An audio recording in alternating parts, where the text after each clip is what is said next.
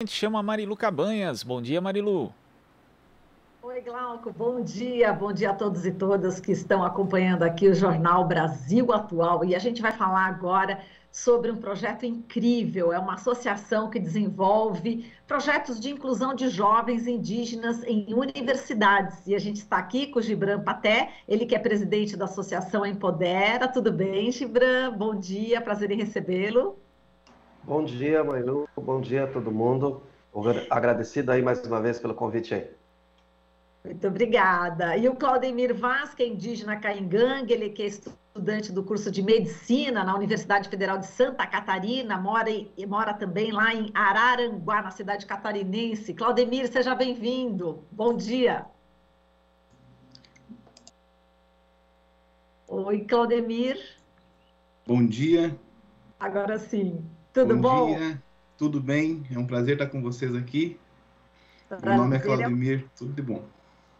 Muito prazer, Claudemir. Bom, vamos começar aqui com o Gibran, né, Claudemir, para falar da associação e desse projeto que é incrível. A gente entrou na página, né, exatamente dessa associação. Inclusive, eu gostaria que o Gibran contasse um pouco da história da Associação Empodera. Agora, tem um outro nome que acompanha o nome da associação, que eu queria que você falasse, Gibran, como é que a gente pronuncia corretamente, e fale um pouquinho do histórico dessa associação, desde quando ela existe e os objetivos dela. Bom, para a gente começar a comentar um pouco sobre a construção da nossa associação, foi o seguinte: a gente teve essa ideia no meado dos anos de 2006, né, e foi o início de uma conversa entre nós indígenas, né, eu sou indígena também, quanto o Claudemir e uns outros colegas indígenas. A gente viu a necessidade de pensar em alguma alternativa para apoiar os estudantes indígenas que estavam ingressando na universidade e aqueles que tinham anseio de ingressar, né? Essa dificuldade de se manter e também ser incluído dentro do espaço da universidade. Então a gente pensa numa associação e a gente constitui ela a partir de 2019, né? Oficialmente mesmo, construída em agosto de 2019 a gente criou ela. Quanto ao nome, o nome foi inclusive uma palavra indígena do povo Yalapiti, foi passado pela nossa colega e também vice-presidente da associação Cuiayula Yalapiti. Ele traz um pouco do significado do que a gente trabalha do objetivo, né? É o empoderamento, a inclusão, né?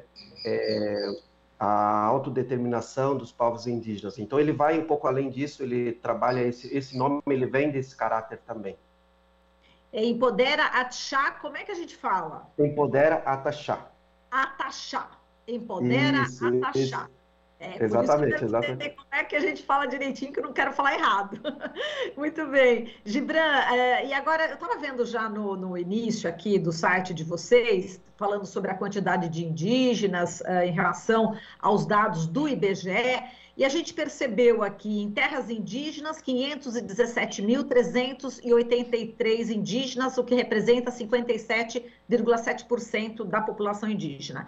E fora das terras indígenas, 379.534, ou seja, 42,3%. Então, são demandas diferentes, não é isso? Um grupo gostaria de permanecer, enfim, nas aldeias, para garantir aí a forma de vida, mas outro grupo tem outra necessidade, não é isso, Gibran?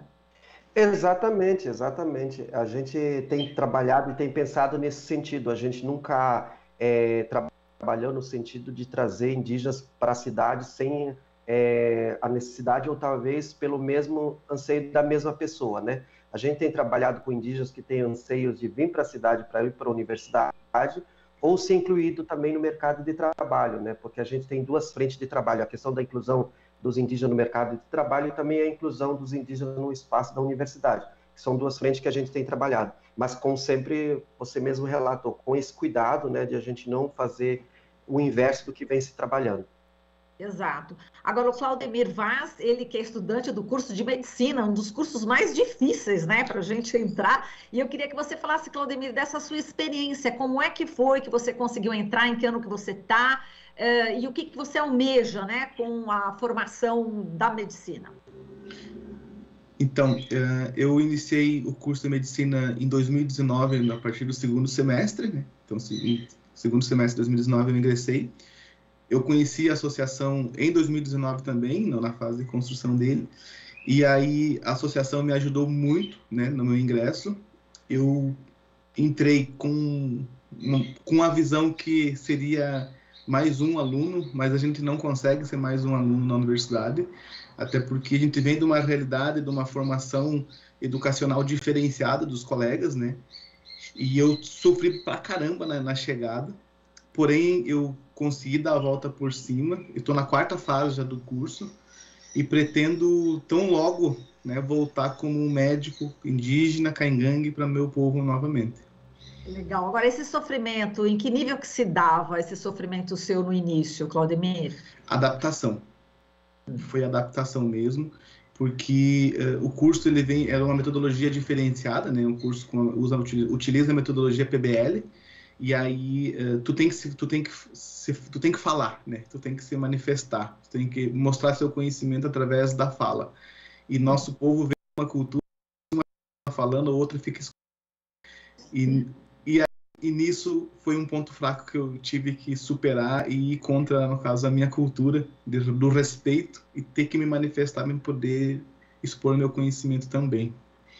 Quer dizer, para você é estranho, né? As pessoas falarem ao mesmo tempo e não te ouvir, e aí você ter que se adaptar. Foi difícil isso? Foi muito difícil, foi muito difícil. Foi tempos difíceis, 2019, mas aí a gente conseguiu, através do apoio dos professores também, alguns professores, colegas, principalmente colegas também, nos acolheram e a gente conseguiu estar firme e não desistir, sabe?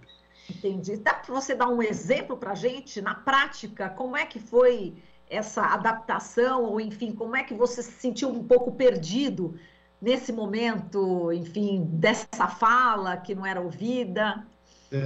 Um exemplo bem simples. Um professor chega e diz, isso vocês tiveram no cursinho, um determinado assunto. Nós não fizemos cursinho, né? Eu estudei através de plataformas, por exemplo, YouTube, videoaulas para me ingressar, né?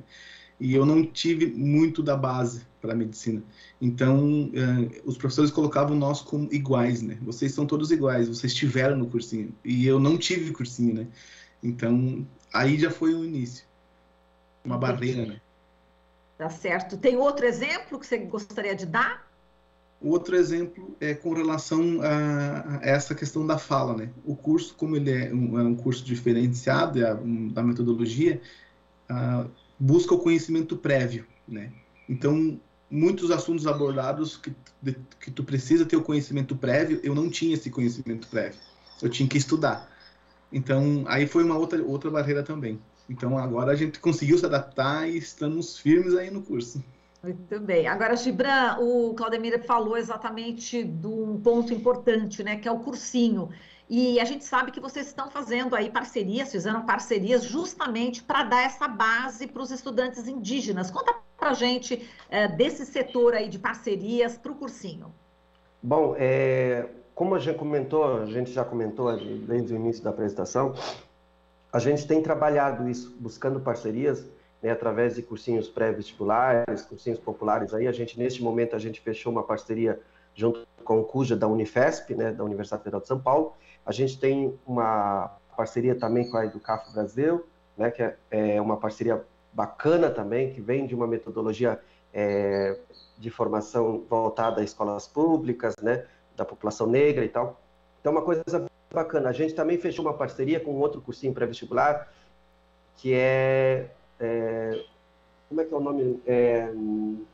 Genipapo Urucum, a Genipapo Urucum, né, que é uma cursinho pré-vestibular de mulheres indígenas da Bahia, né, que está sendo ofertada para mulheres indígenas, né? Então a gente fez uma parceria, a gente conseguiu conversar com eles sobre a metodologia deles, estão trabalhando, buscando um caminho que venha ofertar um mecanismo que possibilite o indígena ingressar na universidade para que ele não venha passar esse momento que o Claudemir relatou para nós, essas problemáticas que a gente sabe que existem. Inclusive, eu passei dentro da universidade no período da academia, né?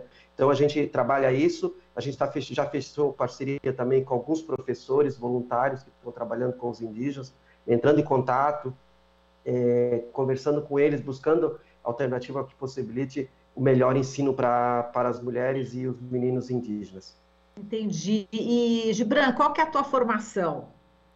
Eu sou assistente social. Assistente social. E você Exatamente. enfrentou também as dificuldades que o Claudemir enfrentou. Agora, é muito importante, a partir do momento que o indígena adquire esse conhecimento, enfim, se forma numa universidade, ele acaba, inclusive, participando mais ativamente desses contextos políticos, socioculturais, enfim, interfere mais nas decisões. O que você sente, Gibran? Bom, cabe a nós, né? Como a gente sempre, tanto eu, Claudemir e os demais indígenas, a gente tem uma responsabilidade, também a gente tem uma dívida com a nossa população, né? Então a gente precisa, de uma maneira ou de outra, não somente com a nossa população, mas com a sociedade brasileira, né? A nossa formação, ela é possibilitada pelas escolas públicas, ou seja, ela privada, né?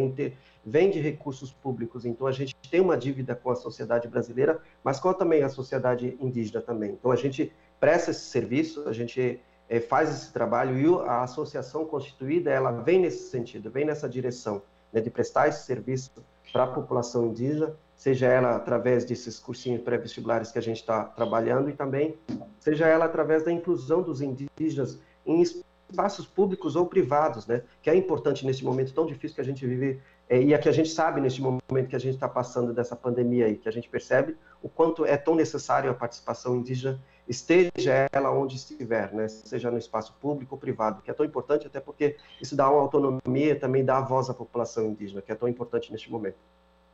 Vocês conseguem fazer essa ponte, então, para o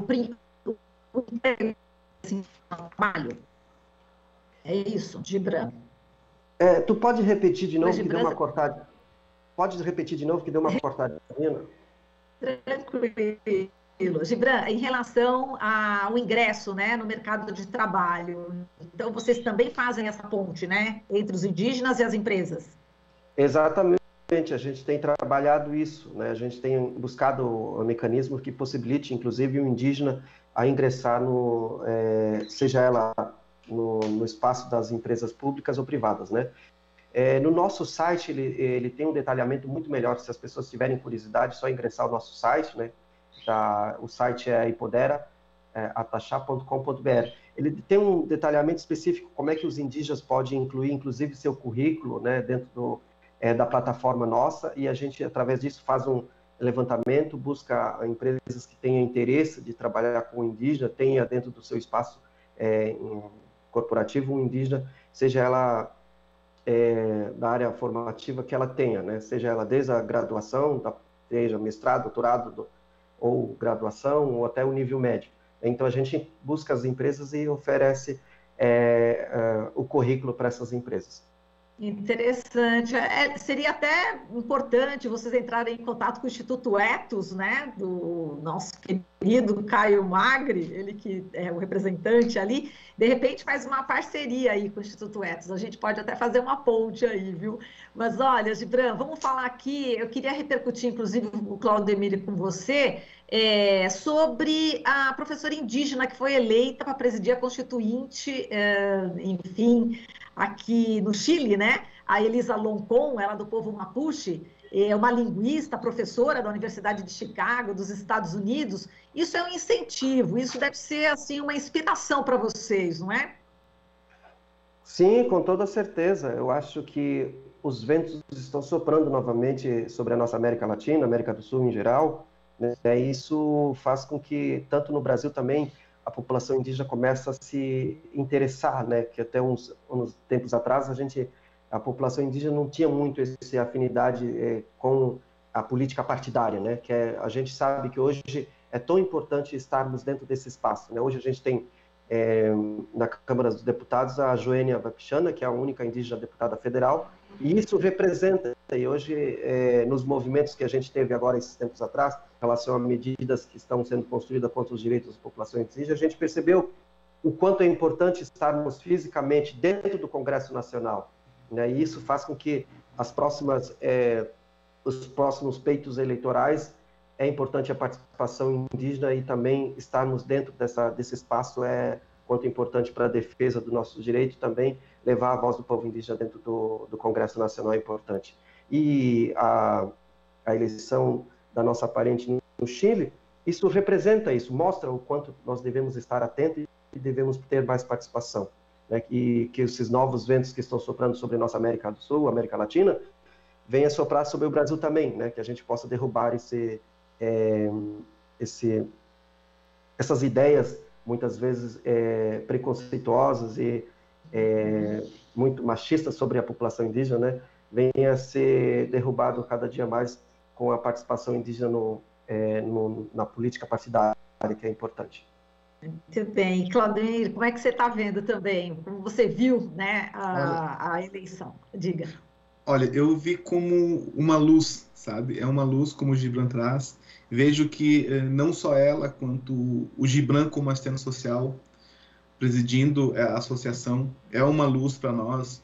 Eu, como acadêmico de medicina, é uma expectativa de vida não só para mim, mas assim para o nosso povo que está lá na aldeia, né? No dia a dia, os jovens que estão lá necessitando de alguém que lute por eles. E isso reflete nas comunidades também, porque eles que eu digo, todos os indígenas do Brasil vê que é possível, né? É possível chegar onde essa parente chegou, é possível chegar no nível superior, e é possível concluir, né? Como o Gibran concluiu a assistência social, como eu vou concluir com medicina, e assim reflete isso lá na base, lá na nossa aldeia, né? Diz assim, ó, é possível sim, eu posso, ele conseguiu, eu também consigo, né?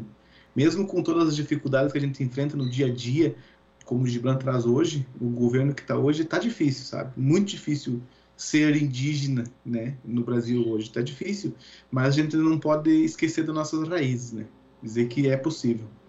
Exato. No campo da medicina, no campo da saúde, a gente está numa pandemia, a gente viu, inclusive, que os indígenas não aldeados sofreram demais em relação a essa questão da vacinação, foram preteridos, teve até o relatório do Pedro Halal, que é epidemiologista. Como é que você também, fazendo o curso de medicina, vê aí os seus irmãos, né, seus parentes, sofrendo, né, com a Covid-19, sem o devido respeito por parte do governo federal? Isso foi, como tu relatou, foi uma falta de respeito, né, com as populações indígenas, porque independente de onde ele estiver, ele é indígena, né? Ele volta para sua aldeia, ele vai passear, ele volta, ele estava vendendo artesanato, por exemplo, mas ele vai voltar para sua casa. E, por exemplo, hoje eu sou indígena, que eu não estou na aldeia, eu estou em Araranguá nesse momento, estou estudando, então teoricamente eu seria privado de tomar essa vacina, né? Isso é proibido, na verdade. Mas a minha comunidade foi contra o sistema e disse, não, ele está lá, mas ele está voltando a cada 6 meses, a cada 4 meses. E se ele tiver com o vírus, ele vai voltar aqui. E nós não vamos proibir ele de entrar na comunidade. Então, ele vai fazer a vacina. Então, foi tudo uma briga por parte dos parentes aldeados e com a parceria dos não aldeados para que essa vacina chegasse em todo mundo, sabe? Exato. Quer dizer, você não deixa de ser indígena porque está estudando medicina, né? Não, jamais. Pois é um absurdo isso. Agora, eu separei aqui uma frase do Antônio Nobre, pesquisador sênior do Instituto Nacional de Pesquisas Espaciais, do INPE, que ele disse o seguinte, né, num encontro recente aqui, sobre a discussão sobre a Amazônia. Ele disse que a sabedoria indígena contém em si o segredo para o resgate da cognição humana, do entendimento do que é a vida. Quer dizer, os indígenas têm muito mais essa percepção do que, enfim, os brancos. Eu queria até que vocês falassem sobre isso, da importância, né, do indígena em relação à vida, o que é realmente a vida, o que importa para nós, né? Gibran. Gibran. Gibran. Diga. Bom, quando se trata da vida para nós, a população indígena, conforme a nossa crença, a mentalidade da vida e a morte é uma coisa diferente uma da outra, né? A gente pensar que vive um período, né? Estarmos aqui para nós representar alguma coisa, fazer algo, né? Então, vem nesse sentido. E depois, após a morte, também é uma outra realidade, né? Que você cumpriu o seu papel aqui, agora você vai para um espaço onde você vai descansar depois de todo o trabalho que você construiu aqui, né? Então, tem tudo isso, né?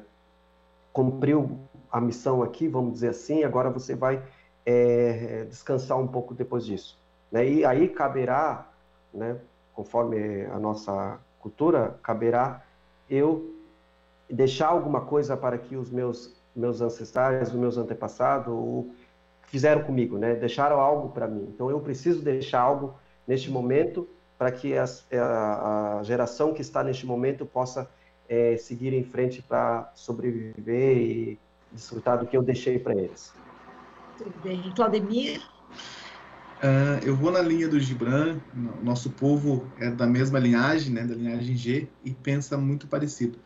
A vida é tão curta, né? A vida e a morte, elas são tão próximas. Por que brigar, né? Vocês podem ver que hoje os indígenas se unem o Brasil todo para lutar por uma causa única, né? Que é a vida. Eu acho que quando todo o povo perceber que se nós não lutar pela vida, a morte vai estar tão próxima, né?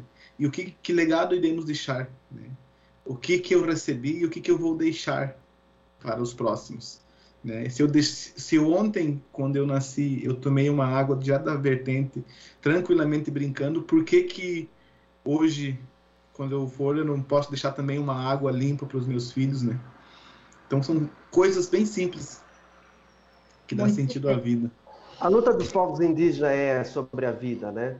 A gente vê muito isso refletido, a questão do meio ambiente, a preservação, a demarcação dos territórios indígenas representa, né, muito a sobrevivência, a vida, não só dos povos indígenas, mas da sociedade em geral, né?